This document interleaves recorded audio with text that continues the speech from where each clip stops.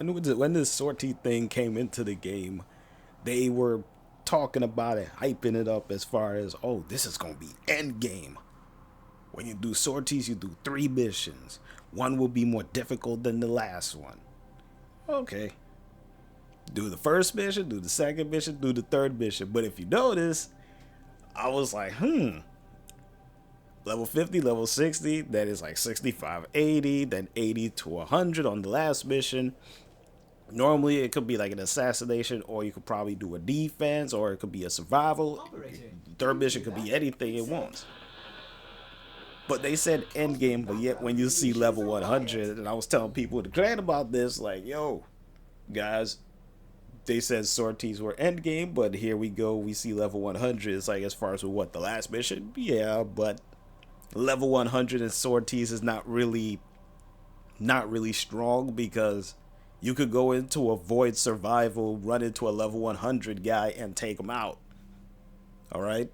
Now, the only difficulty may be going up against like a Vor or someone of high stature to be like, okay, he may have some form of difficulty depending on if he hits you with some kind of elemental.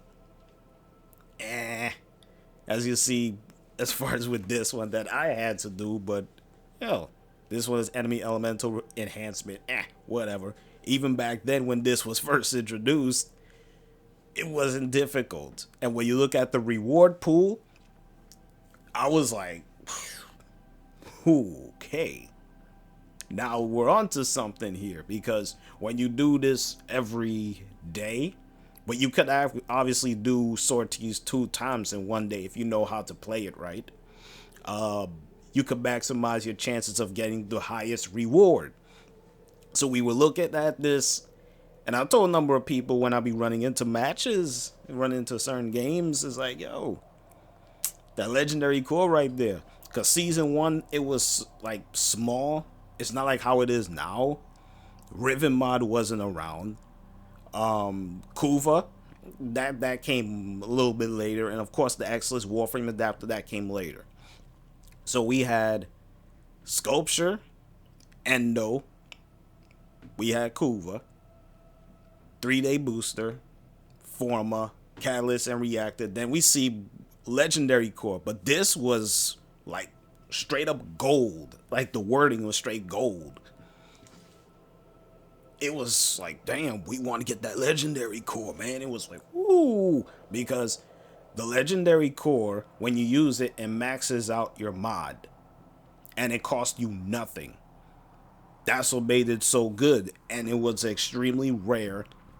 And if you were to get your hands on one, you could obviously sell this thing for like at least 900, 1K easy. Because there was no other way for you to get it. Either you get it in sorties, or you could run into the possibility of somebody selling it for you. That's just what it was when it came to these sorties. Now, later on now, when people start playing it by the seasons, it gets more and more easier. Because every season that the sorties have been around, I've gotten at least 1 legendary core, or possibly 2. Some people have been playing these sorties, and man, RNG has not been on their side. They cannot get a legendary core. So what they end up doing is that they go to the trade in order to get one, but they're like, you know what, I'm just gonna crack the plat on this. I'm gonna see if I can get it for like at least 600-700 platinum. And you know, people will do what they need to do in order to get certain things, because they need to max out a mod, because they don't want to use their endo. I find it funny, we're still going by endo, but we still have a legendary core. Because the legendary core aspect still goes off of the fusion cores. I'm just saying, you know, I'm just saying.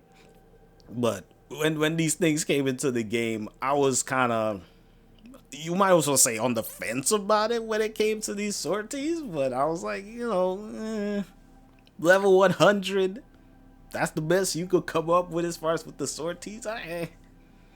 It's not difficult.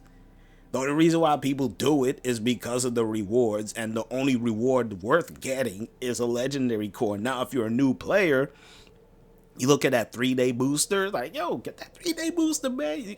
You don't know, man. That will help you. If you need endo, trying to get that endo, you know, Exodus Warframe and Daldo was in there. Riven mod came much later. Then they decided to put that in the in the pool of sorties. Like, oh, Riven mod is real good, it's real awesome. It's a common thing though, as far as within the reward pool though. It ain't rare than a legendary core. So, I mean, sorties alright.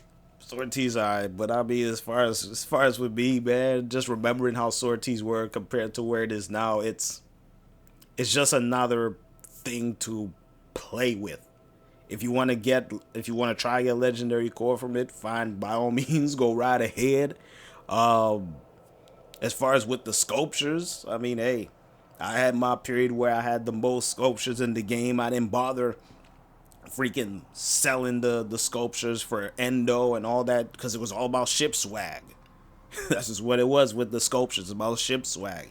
And if you want to talk about ship swag, I mean, my ship at the time had so much freaking sculptures. Now, of course, over the years, I'm like, hey, if people, since some of y'all don't know about it, when you put too much sculptures on your ship, your loading time as far as within your game will decrease. Now, of course, if you're on the PS4, you could feel it a little bit more. Since I'm on the PS5, I could overload my ship, but you have a capacity limit anyway, so you still end up being caught in the crossfire anyway. But yeah, sculptures all over my ship.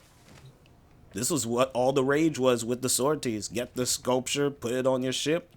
Ship swag. Ship swag all over. So that's what it was for